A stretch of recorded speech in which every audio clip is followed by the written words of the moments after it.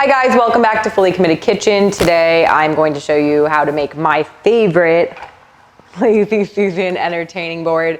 Everybody loves a cheese platter. I am the first one to head to cheese and all that kind of things at a party. I literally live for a cheese board. So I'm going to show you how to make a really cool, really pretty, healthy version of a cheese board.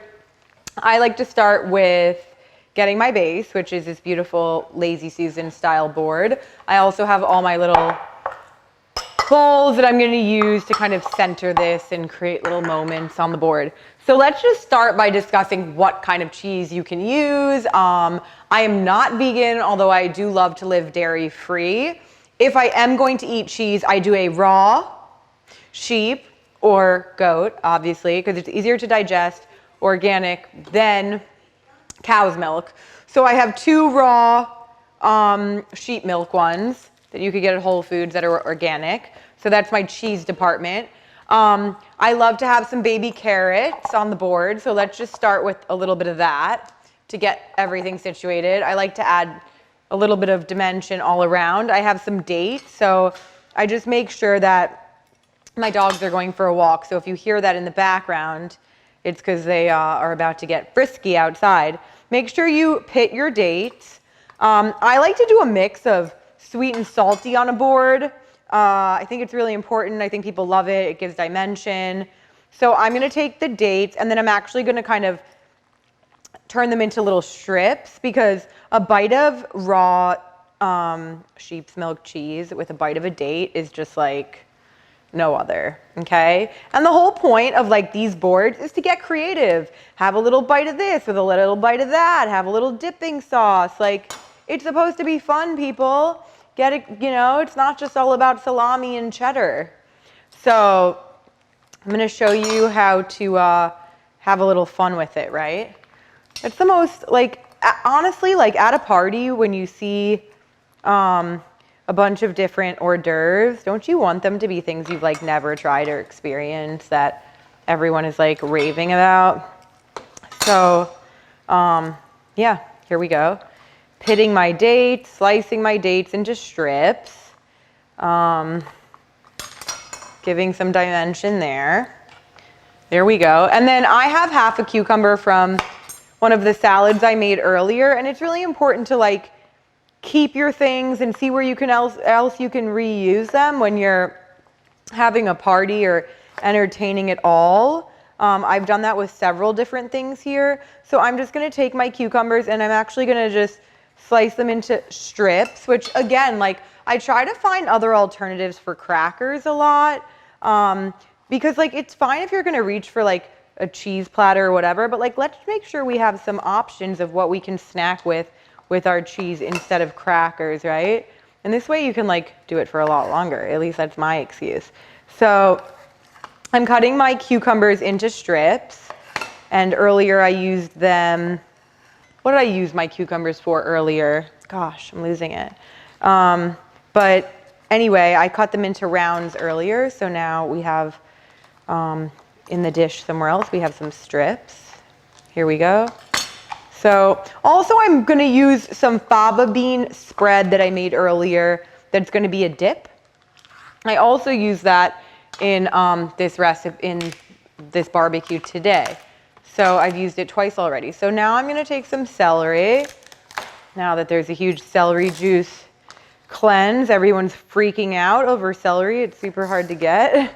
It's become the Yeezy of vegetables, exclusive. So I just like to cut my celery into thin strips. I find a lot of it can be overwhelming, but again, this is really great for my fava bean spread to be dipped into. I'm gonna put this over here. You wanna create some dimension, like have fun, right? Have fun with your board. Don't worry about it being too perfect, right? So I'm also going to use my favorite thing ever, which are these green olives, which are just so fucking good. So we're going to just pop some of these here. I usually like to put them in a bowl, but sometimes we go rogue. So we're going rogue today. We're going to put them here. I have a lot of bowls going on, that's why. I'm gonna use Hawthorne's sauerkraut. Now you probably never see this on a board, but I literally love Hawthorne Valley. They make the best sauerkraut ever. It's wild, fermented, raw, probiotics. This is made with beet in it, hence the ruby. So I love this on a board. It's so good. I also love it with a bite of sheep's milk cheese. So, and you get a lot of color. Look at that color. I'm gonna put that there. I'm also gonna use the Fava spread. That's gonna be my other dip. Oh, I got some of that ruby kraut in there, but that's okay. So we're gonna put that in a bowl. That's gonna go over here for my dip somewhere. So some crackers that I like are these Mary's crackers. They're organic, gluten-free, non-GMO, vegan.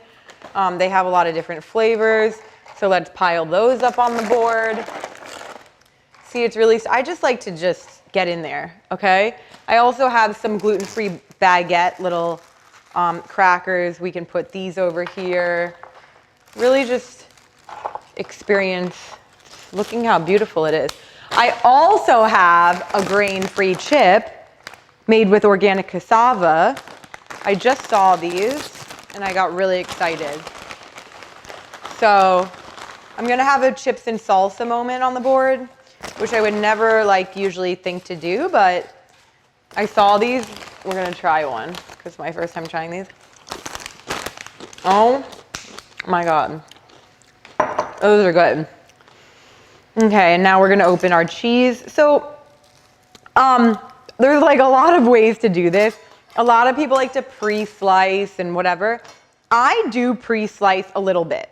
Why? Let's just take the rind off. Because it's super annoying at a party to have to go and slice and reach over everyone. And so I do like to create a few pieces that people can just pick at. Find it way easier. And these raw cheeses are so easy to cut.